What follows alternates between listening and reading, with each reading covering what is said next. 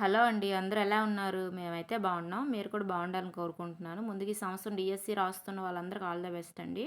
అందరూ కూడా ఎగ్జామ్ బాగా రాయాలి, మంచి మార్క్స్ రావాలని కోరుకుంటున్నానండి. ఈరోజు టాపిక్ ఏంటంటే మనకు తెలుగు మెథడాలజీ అండి. ఫిఫ్త్ లెసన్ అవుతుంది తెలుగు మెథడాలజీకి సంబంధించి. ఆహ్, దీనికి ముందు మనం first lesson, second, third, fourth lessons అనేవి కంప్లీట్ చేసేసాం. ఫిఫ్త్ లెసన్‌కి కూడా 2, 3 వీడియోస్ చేసాం దీనికి ఫిఫ్త్ లెసన్‌కి సంబంధించి. ఇది లాస్ట్ వీడియో అండి ఫిఫ్త్ లెసన్‌కి సంబంధించి. రేపు మనం సిక్స్త్ లెసన్ అనేది స్టార్ట్ చేసుకుంటాము. ఫిఫ్త్ లెసన్‌కి సంబంధించి ఇది లాస్ట్ వీడియో అండి. మనం రేపు సిక్స్త్ లెసన్ స్టార్ట్ చేసుకోవడం జరుగుతుంది. అలాగే మన ఛానల్‌లో డ డీఎస్సీకి సంబంధించి తెలుగు కంటెంట్ అనేది కంప్లీట్ చేసాం. ఒకసారి చెక్ చేయండి. థర్డ్ నుంచి ఎయిత్ క్లాస్ వరకు మనం లెసన్ వైజ్ అనేవి బిట్స్ అనేవి చెప్పుకున్నామండి. ప్రతి క్లాసులో తెలుగు టెక్స్ట్ బుక్‌లో ఉండే ప్రతి లెసన్ వైజ్ బిట్స్ చెప్పాము. చాలా ఎక్కువ వీడియోస్ వచ్చాయండి. అన్నీ కూడా కవర్ చేయడం జరిగింది. టెక్స్ట్ బుక్ లేని వాళ్ళు బాధపడవలసిన అవసరం లేదు. అన్నీ కూడా అందులో చెప్పడం జరిగిందండి. చాలా ఇంపార్టెంట్ బిట్స్ అంటే లెసన్ వైజ్ చెప్పామంటే మనం ఏది మిస్ చేయలేదండి. అన్నీ కూడా కవర్ చేసాము. చాలా ఎక్కువ వీడియోస్ వచ్చాయండి. ఒకసారి చెక్ చేయండి ఛానల్. అలాగే మన ఛానల్‌లో డీఎస్సీ కోసం ఒక ప్లేలిస్ట్ అనేది ఉంది. అది జీడీఎస్ ఛానల్ డీఎస్సీ బిట్స్ అండి. జీడీఎస్ ఛానల్ డీఎస్సీ బిట్స్ అని ఒక ప్లేలిస్ట్ ఉంటుంది. అది ఓపెన్ చేస్తే మనకి డీఎస్సీకి సంబంధించి అన్ని వీడియోస్ నేను చేసినవి ఉంటాయండి. ఒకసారి చెక్ చేసుకోండి. అలాగే కొన్ని వీడియోస్ నేను డిస్క్రిప్షన్‌లో పెడతాను. నచ్చితే ఒకసారి చెక్ చేయండి. వీడియో మాత్రం స్కిప్ చేయకుండా చూడండి. చాలా ఇంపార్టెంట్ బిట్స్ ఇవి మెథడాలజీకి సంబంధించి చెప్పడం జరుగుతుంది. మెథడాలజీ అయిన వెంటనే వేరే సబ్జెక్ట్‌కి మనం వెళ్ళడం జరుగుతుంది. అలాగే చాలామంది సబ్స్క్రైబ్ చేయకుండానే చూస్తున్నారండి. సబ్స్క్రైబ్ చేసుకోండి. వెంటనే మీకు నోటిఫికేషన్ వస్తుంది. చదవడానికి కూడా చాలా బాగుంటుందండి. అందువల్ల సబ్స్క్రైబ్ చేసుకోండి. లైక్ చేయండి, షేర్ చేయండి ఫ్రెండ్స్‌కి. ఓకే అండి. ఇప్పుడు మనము ఈ ఫిఫ్త్ లెసన్‌కి సంబంధించి నిన్న వీడియో చేసాం. దాని కంటిన్యూషన్ అనేది ఈరోజు వీడియో చేస్తానండి. నిన్న వీడియో చేసాము. దాని కంటిన్యూషన్ అనేది ఈరోజు వీడియో అండి. నిన్న వీడియో చూస్తేనే మీకు అర్థమవుతుందండి. ఓకే అండి. ఇప్పుడు మనం ఫిఫ్త్ లెసన్కి సంబంధించి భాషా సామర్థ్యాలు, విద్యా ప్రమాణాలు. భాషా సామర్థ్యాలు, విద్యా ప్రమాణాలకు సంబంధించి బిట్స్ అనేవి ఏ విధంగా వస్తాయి అనేది మనం చెప్పుకోవడం జరుగుతుంది. ఈరోజే కాదండి, నిన్న కూడా చేసాం. మొన్న ఒక 3 వీడియోలు చేసాం. 3, 4 వీడియోస్ చేసాం ఈ లెసన్కి సంబంధించి. ఓకే అండి. ఇప్పుడు టాపిక్‌లో వెళ్దాం, బిట్స్ చెప్పుకుందాము. వీడియో మాత్రం స్కిప్ చేయకుండా చూడండి. ఓకే. పాఠశాలకు రాకముందే బిడ్డకు ఏ నైపుణ్యం అలవడుతుంది? బిడ్డకు అంటే పిల్లలకు. పాఠశాలకు రాకముందు పిల్లలకు ఏ నైపుణ్యం అలవడుతుంది అంటున్నారు. ఫస్ట్ చూడండి, శ్రవణ భాషణాలు, రెండోది భాషణం, మూడోది పఠనం, నాలుగోది లేఖనం. ఈ నాలుగింట్లో ఏంటి పిల్లలకు పాఠశాలకు రాకముందు ఏ నైపుణ్యం, భాషా నైపుణ్యాలు ఫస్ట్ వాళ్ళకి ఏమొస్తుందని అడుగుతున్నారు. ఇందులో మనకి ఇక్కడ ఆప్షన్ 1 అండి. ఆప్షన్ 1 అనేది మనకి కరెక్ట్ అవుతుంది. శ్రవణం, భాషణం అంటే వినడం, వాళ్ళు మాట్లాడడం. వినడం వినడం మాట్లాడడం ఇవి వాళ్ళకి వస్తాయండి. స్కూల్కి రాకముందే వాళ్ళకి ఎవరైనా చెప్పిన వింటారు, మాట్లాడతారు. ఈ రెండు కూడా వాళ్ళకి స్కూల్కి రాకముందే ఉంటాయండి. భాషా నైపుణ్యాలు, శ్రవణము, భాషణం అనేవి వాళ్ళకి ముందే వచ్చి ఉంటాయి. అలాగే ఏ నైపుణ్యం వల్ల విద్యార్థులు భాషా ధ్వనుల మధ్య భేదాన్ని గుర్తిస్తారు? ఏ నైపుణ్యం వల్ల విద్యార్థులు భాషా ధ్వనుల మధ్య భేదాన్ని గుర్తిస్తారని అడుగుతున్నారు. ఫస్ట్ చూడండి, శ్రవణం, రెండోది భాషణం, మూడోది పఠనం, నాలుగోది లేఖనం.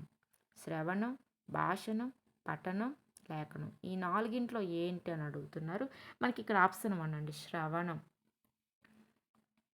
శ్రవణ నైపుణ్యం వల్ల విద్యార్థులు భాషా ధ్వనుల మధ్య భేదాన్ని గుర్తిస్తారు. శ్రవణ నైపుణ్యం వల్ల విద్యార్థులు భాషా ధ్వనుల మధ్య భేదాన్ని గుర్తిస్తారు. ఏ దశలో విద్యార్థులు కథలు, పాటలు వినడానికి ఆసక్తిని చూపుతారు? ఏ దశలో విద్యార్థులు కథలు, పాటలు వినడానికి ఆసక్తిని చూపుతారని అడుగుతున్నారు. ఫస్ట్ చూడండి, మాధ్యమిక దశ, 2 ప్రాథమిక దశ, మూడోది మాధ్యమిక దశ, ఉన్నత దశ, నాలుగోది ఉన్నత దశ. ఏ దశలో విద్యార్థులు కథలు, పాటలు వినడానికి ఎక్కువ ఇంట్రెస్ట్ చూపుతారని అడుగుతున్నారు. మనకి ఇక్కడ ఆప్షన్ 2 అనేది కరెక్ట్ అవుతుంది. ప్రాథమిక దశలో విద్యార్థులు కథలు, పాటలు వినడానికి ఆసక్తిని చూపుతూ ఉంటారనమాట. అలాగే వాక్కుకున్న వాక్కుకున్న శక్తి వాడి కత్తికి లేదు అన్నది ఎవరు? అంటే మాటకు ఉన్న శక్తి కత్తికి లేదు. అంత పదునైందనమాట మాట అనేది. అన్నది ఎవరని అడుగుతున్నారు. ఫస్ట్ చూడండి వేమన, రెండోది బద్దెన, మూడోది భర్తృహరి, నాలుగోది నండూరు రామకృష్ణాచార్యులు. ఈ నలుగురిలో ఎవరు ఈ మాట అన్నాదని అడుగుతున్నారు. మనకి ఇక్కడ ఆప్షన్ 4 అండి. నండూరి రామకృష్ణాచార్యులు అన్నారనమాట. వాక్కుకున్న శక్తి వాడి కత్తికి లేదు అని నండూరి రామకృష్ణాచార్యులు అనడం జరిగింది. అలాగే విద్యార్థులు ప్రాథమిక దశలో ఎక్కువగా చేసే పఠనం ఏది? విద్యార్థులు ప్రాథమిక దశలో ఎక్కువగా చేసే పఠనం ఏదని అడుగుతున్నారు. ఫస్ట్ చూడండి ఆదర్శ పఠనం, రెండోది వ్యక్తిగత పఠనం, 3 సామూహిక పఠనం, 4 మౌన పఠనం. ఫస్ట్ చూడండి ఆదర్శ పఠనం, వ్యక్తిగత పఠనం, సామూహిక పఠనం, మౌన పఠనం. ప్రాథమిక దశలో ఎక్కువగా చేసే పఠనం ఏది అడుగుతున్నారు. మనకి ఇక్కడ ఆప్షన్ 3 అండి. సామూహిక పఠనం. సామూహిక అంటే గ్రూపులుగా ఎక్కువ మంది కలిసి చదువుకోవడం ఎక్కువగా ప్రాథమిక దశలో ఎక్కువగా చేసే పఠనం అండి. నెక్స్ట్ అభినవాచ అభినవ అభినవ వాచారికం పుస్తక రచయిత ఎవరు? అభినవాచారికం పుస్తక రచయిత ఎవరు అని అడుగుతున్నారు. First Bacon, 2 Godavarthi Suryanarayana, 3 Benjamin, 4 Bloomfield. ఈ నలుగురిలో ఎవరు? అభినవాచారికం పుస్తక రచయిత ఎవరని అడుగుతున్నారు. మనకి ఇక్కడ ఆప్షన్ 2 అండి. గొడవర్తి సూర్యనారాయణ గారు అభినవ వాచారికం పుస్తక రచయిత అండి. నెక్స్ట్ భాషా నైపుణ్యాలు అతి క్లిష్టమైనది ఏంటి? మనకి భాషా నైపుణ్యాలు ఉన్నాయి కదండి. 4 శ్రవణం, భాషణం, లేఖనం, పఠనం. ఈ 4ంట్లో ఏది కష్టమైనదని అడుగుతున్నారు. ఫస్ట్ చూడండి శ్రవణం, రెండోది భాషణం, 3 పఠనం, 4 లేఖనం. ఈ 4ంట్లో ఏదంటే మనకి ఆప్షన్ 4 అండి. లేఖనం. రాయడం అనేది చాలా కష్టమైనది. భాషా నైపుణ్యాల్లో రాయడం అనేది చాలా కష్టంగా ఉంటుందంట. నెక్స్ట్ విభిన్న ఆలోచన సరళి సృజనాత్మకత అన్నది. విభిన్న ఆలోచన సరళయే సృజనాత్మకత అన్నది ఎవరు? ఫస్ట్ చూడండి గిల్ఫర్డ్, 2 ప్లాటో, 3 చాప్లిన్, 4 బెకాన్. విభిన్న ఆలోచన సరళియే సృజనాత్మకత అన్నది ఎవరని అడుగుతున్నారు. ఈ 4ంట్లో మనకి ఇక్కడ ఆప్షన్ 1 అండి. గిల్ఫర్డ్ అన్నారండి. విభిన్న ఆలోచన సరళియే సృజనాత్మకత అన్నది మనకి గిల్ఫర్డ్ అండి. నెక్స్ట్ వ్యక్తిలోని అచేతనంలోని సంఘర్షణ సృజనాత్మకంగా వ్యక్తమవుతుందని అన్నది ఎవరు? వ్యక్తిలోని అచేతనంలోని సంఘర్షణ సృజనాత్మకంగా వ్యక్తమవుతుంది అన్నది ఎవరని అడుగుతున్నారు. ఫస్ట్ చూడండి Plato, 2 Sigmund Freud, 3 Chaplin, 4 Guilford. 4ంట్లో ఏంటని అడుగుతున్నారు. మనకి ఇక్కడ ఆప్షన్ 2 అండి. Sigmund Freud.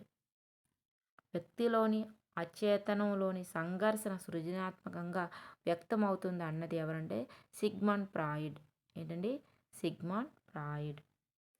వాక్ రూపంలో అందించే భాషా నైపుణ్యం ఏది? ఇక్కడ మనం 4 ఒకేలాగా ఉంటాయండి. అవి మనం కన్ఫ్యూజ్ అవుతుంటాము. అందించే అన్నాడు ఇక్కడ. వాక్ రూపంలో అందించే భాషా నైపుణ్యం, వెలువరిచే కాదండి, అందించే అన్నాడు. ఇక్కడ ఫస్ట్ చూడండి శ్రవణం, రెండోది భాషణం, 3ది పఠనం, 4 లేఖనం. వాక్ రూపంలో అందించే భాషా నైపుణ్యం ఏదంటే మనకి ఇక్కడ ఆప్షన్ 1 అండి. శ్రవణం. వాక్ రూపంలో అందించే భాషా నైపుణ్యం శ్రవణం అవుతుందండి. నెక్స్ట్ వాక్ రూపంలో వెలువరిసే భాషా నైపుణ్యం. ఇక్కడ వెలువరిస అన్నాడు, అక్కడ అందించి అన్నాడు. చూడండి ఇక్కడ వాక్ రూపంలో అందించి అన్నాడు, ఇక్కడ వాక్ రూపంలో వెలువరిసి అన్నాడు. ఈ 4 శ్రవణం, భాషణం, పఠనం, లేఖనం. 4ంట్లో ఏదంటే మనకి ఇక్కడ ఆప్షన్ 2 అండి. భాషణం. వాక్ రూపంలో వెలువరిసే భాషా నైపుణ్యం ఏదంటే మనకి ఇక్కడ భాషణం అవుతుంది. ఏమవుతుందండి? వెలువరిసే, అందించే అని అడుగుతూ ఉంటారు. భాషణం అవుతుంది. పాఠ్య బోధనలో ఉపాధ్యాయుడు చేసే పఠనం ఏది? పాఠ్య బోధనలో ఉపాధ్యాయుడు చేసే బోధన ఏది? ఫస్ట్ చూడండి ఆదర్శ పఠనం, 2 మౌన పఠనం, 3 ఆదర్శ మౌన పఠనం, సామూహిక పఠనం. ఈ 4ంట్లో ఏది పాఠ్య బోధనలో ఉపాధ్యాయుడు లెసన్ చెప్పేటప్పుడు ఎటువంటి పఠనం చేస్తారని అడుగుతున్నారు. మనకి ఇక్కడ ఆప్షన్ 2 అనేది కరెక్ట్ అండి. మౌన పఠనం. ఆప్షన్ 2. పాఠ్య బోధనలు ఉపాధ్యాయుడు చేసే పఠనం ఏంటంటే ఆదర్శ పఠనం అండి. మౌన పఠనం అని ఇచ్చాడు కానీ తప్పు. నెక్స్ట్, ఏ పఠనం వల్ల విద్యార్థికి స్పష్టమైన ఉచ్చారణ, చక్కని పఠన శైలి అలవడుతుంది? ఏ పఠనం వల్ల విద్యార్థికి స్పష్టమైన ఉచ్చారణ, చక్కని పఠన శైలి అలవడుతుందని అడుగుతున్నారు. ఫస్ట్ చూడండి, మౌన పఠనం, ఆదర్శ పఠనం, నెక్స్ట్ సామూహిక పఠనం, తర్వాత ఏమో ప్రకాశ పఠనం. ఏ పఠనం వల్ల మనకి విద్యార్థికి స్పష్టమైన ఉచ్చారణ, చక్కని పఠన శైలి అలవడుతుందని అడుగుతున్నారు. మనకి ఇక్కడ ఆప్షన్ 4 అండి, ప్రకాశ పఠనం. ఏంటండి, ప్రకాశ పఠనం వల్ల విద్యార్థికి స్పష్టమైన ఉచ్చారణ, చక్కని పఠన శైలి అనేది అలవడుతుంది. నెక్స్ట్, సృజనాత్మకత ఒక అతీత శక్తి. సృజనాత్మకత గల వ్యక్తి దేవుని ప్రతినిధి అన్నది ఎవరు? సృజనాత్మకత ఒక అతీత శక్తి. సృజనాత్మకత గల వ్యక్తి దేవుని ప్రతినిధి అన్నది ఎవరని అడుగుతున్నారు. ఫస్ట్ చూడండి, గాంధీ, 2 అరిస్టాటిల్, 3 ప్లాటో, 4 ప్లేటో. ఈ 4లో ఎవరన్నారు అడుగుతున్నారు. మనకి ఇక్కడ ఆప్షన్ 3 అనేది కరెక్ట్ అండి, ప్లాటో. సృజనాత్మకత ఒక అతీత శక్తి, సృజనాత్మకత గల వ్యక్తి దేవుని ప్రతినిధి అన్నది ప్లాటో అండి. నెక్స్ట్, భావ ప్రసరణను ప్రభావవంతంగా నిర్వహించేందుకు ఉపకరించే సాధనం ఏది? భావ ప్రసరణను ప్రభావవంతంగా నిర్వహించేందుకు ఉపకరించే సాధనం ఏదో అడుగుతున్నాను. ఫస్ట్ చూడండి, భాష, 2వది వాక్యం, 3వది భావం, 4వది స్వభావం. ఈ 4గింట్లో ఏంటంటే మనకు ఆప్షన్ 1 అండి, భాష. భావ ప్రసరణను ప్రభావవంతంగా నిర్వహించేందుకు ఉపకరించే సాధనం భాష అండి. నెక్స్ట్, క్రింది వాటిలో భాషా నైపుణ్యం కానిది అన్నాడు. క్రింది వానిలో భాషా నైపుణ్యం కానిది అన్నారు. ఫస్ట్ చూడండి, శ్రవణం, 2వది గైహికం, 3వది పఠనం, 4వది భాషణం. ఈ 4గింట్లో ఏదంటే మనకు ఆప్షన్ 2 అండి, గైహికం అనేది భాషా నైపుణ్యం కాదు. శ్రవణం, పఠనం, భాషణం, ఇంకా లేఖనం, ఈ 4 మాత్రమే మనకి భాషా నైపుణ్యాలు అవుతాయి. వినడం అంటే కేవలం ధ్వనులను వినడం, గుర్తించడం మాత్రమే కాదు, ఏకాగ్రతతో విని అర్థం చేసుకోవడం అని పేర్కొన్నది ఎవరు? వినడం అంటే కేవలం ధ్వనులను వినడం, గుర్తించడం మాత్రమే కాదు, ఏకాగ్రతతో విని అర్థం చేసుకోవడం అని పేర్కొన్నది ఎవరని అడుగుతున్నారు. ఫస్ట్ చూడండి, curl Rogers, 2 Williamson, 3 Skinner, 4 Thorndike. ఈ 4లో ఎవరి మాటలు అన్నదని అడుగుతున్నారు. మనకు ఆప్షన్ 1 అండి, కార్ల్ రోజర్స్. వినడం అంటే కేవలం ధ్వనులను వినడం, గుర్తించడం మాత్రమే కాదు, ఏకాగ్రత విని అర్థం చేసుకోవడం అన్నది కార్ల్ రోజర్స్ అండి. అన్ని భాషా నైపుణ్యాలకు పునాది ఏది? అన్ని భాషా నైపుణ్యాలకు పునాది ఏది అడుగుతున్నాను. ఫస్ట్ చూడండి, భాషణం, 2వది పఠనం, 3వది శ్రవణం, 4 లేఖనం. ఈ 4గింట్లో పునాది ఏది భాషా నైపుణ్యాలకు అని అడుగుతున్నారు. మనకు ఆప్షన్ 3 అండి, శ్రవణం. శ్రవణం అంటే వినడం. వినడం అనేది భాషా నైపుణ్యాలకు పునాది లాంటిది. ముందు వింటేనే మనం రాయగలం, చదవగలం.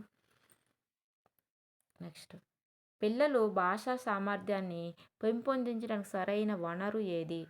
పిల్లల భాషా సామర్థ్యాన్ని పెంపొందించడానికి సరైన వనరు ఏదని అడుగుతున్నారు. ఫస్ట్ చూడండి, గేయాలాపన, 2వది పునశ్చరణ, 3 పదజాల వినియోగం, 4 కథనం అండి. పిల్లలు భాషా సామర్థ్యాన్ని పెంపొందించడానికి సరైన వనరు అంటే మనకి ఇక్కడ ఆప్షన్ 4 అండి, కథనం. పిల్లల భాషా సామర్థ్యం పెంపొందించడానికి సరైన వనరు ఏంటంటే కథనం. ధ్వని సహితంగా చేసే పఠనం ఏది? ధ్వని సహితంగా చేసే పఠనం ఏదని అడుగుతున్నారు. ఫస్ట్ చూడండి, మౌన పఠనం, 2 విస్తార పఠనం, 3 క్షుణ్ణ పఠనం, 4 ప్రకాశ పఠనం.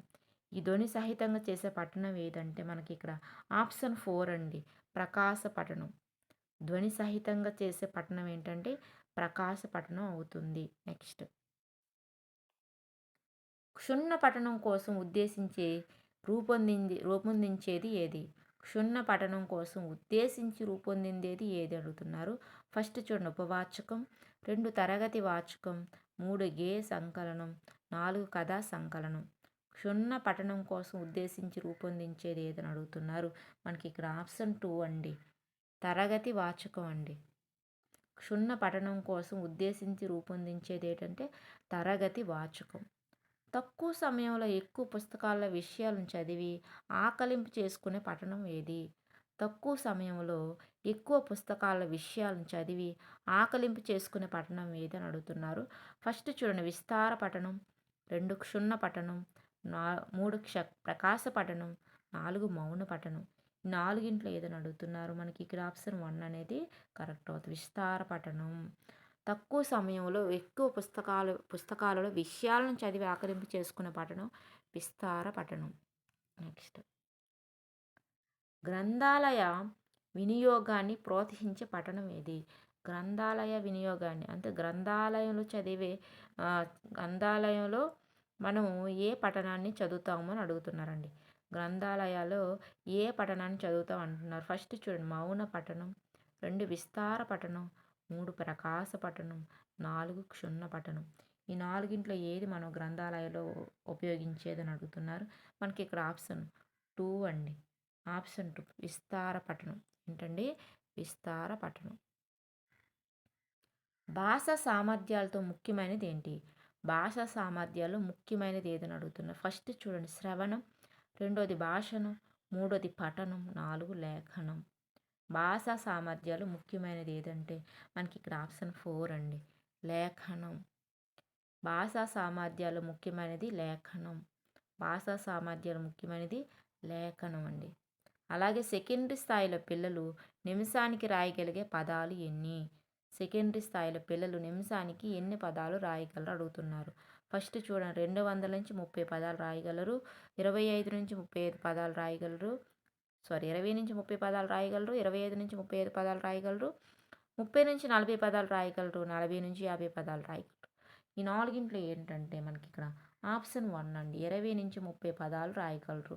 సెకండరీ స్థాయిలో పిల్లలు నిమిషానికి రాయగలిగే పదాలు 20 నుంచి 30 పదాలు రాయగలరండి. నెక్స్ట్ రాసేటప్పుడు అక్షరాలన్నీ ఒకే పరిమాణంలో ఉండటం. రాసేటప్పుడు అక్షరాలన్నీ ఒకే సైజులో ఉండటాన్ని మనం ఏమంటాం? సమత అంటామా, వేగం అంటామా, రీతి అంటామా, స్పష్టత అంటామా?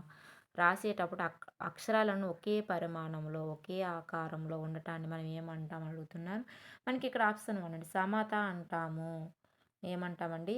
సమత అని అంటారు. రాసేటప్పుడు అక్షరాలను ఒకే పరిమాణంలో ఉండటం సమత అంటాము. భాషను మొత్తంగా నేర్పడానికి వీలున్న పద్ధతి ఏంటి?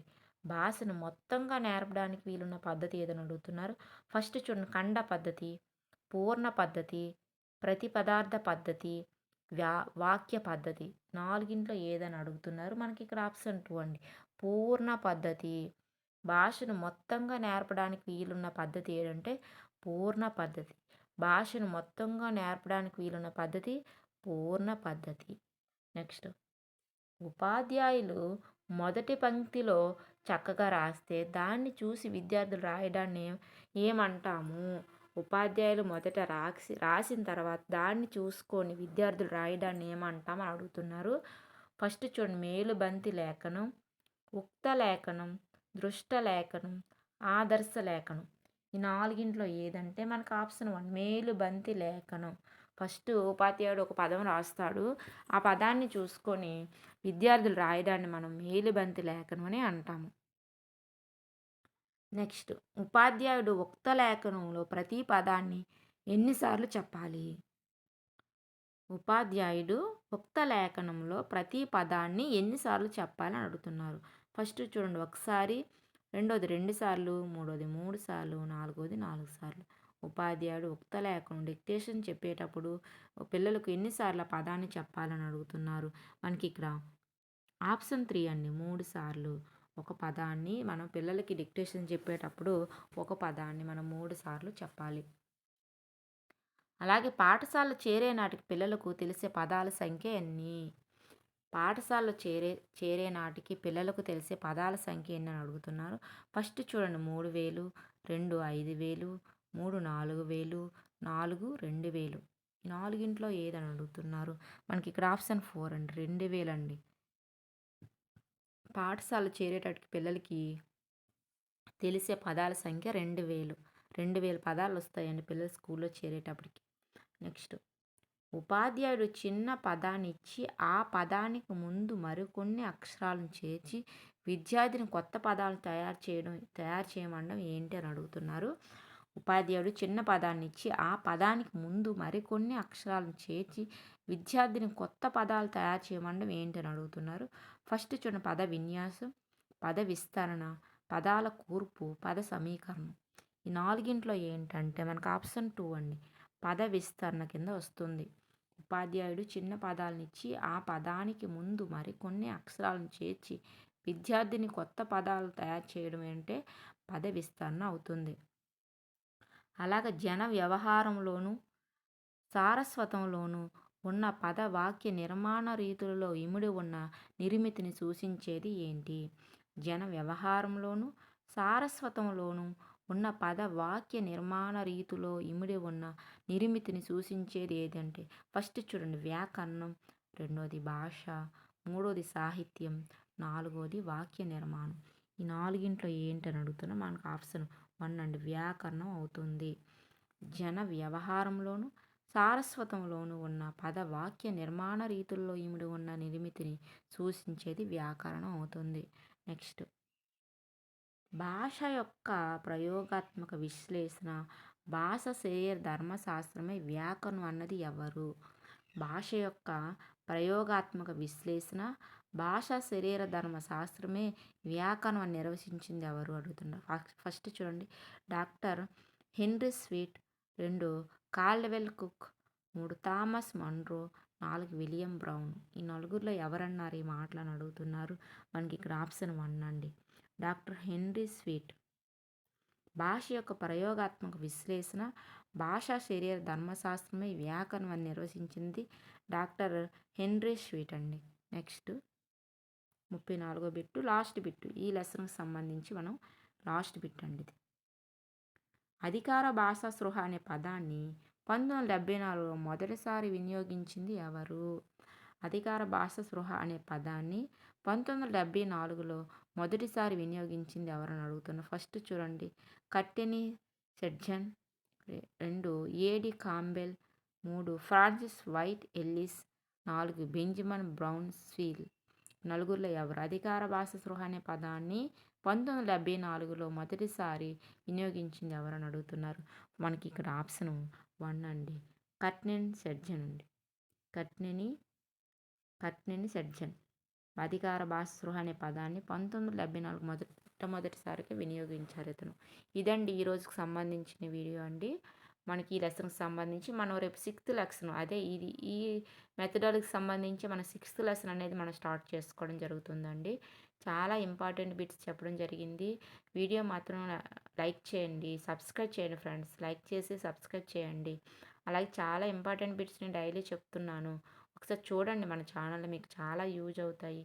మాకు టైం సెట్ కాకపోయినా నేను టైం కుదుర్చుకొని మీకు చెప్పడం జరుగుతుంది. చదవండి, ఎవరు వీడియో మాత్రం స్కిప్ చేయకుండా ఒక దగ్గర అన్నీ కూడా ఒక దగ్గర రాసుకోండి, స్కిప్ చేయకండి వీడియో. ఓకే అండి, రేపు మరొక వీడియోతో మళ్ళీ కలుసుకుందాం. ఓకే అండి, బాయ్.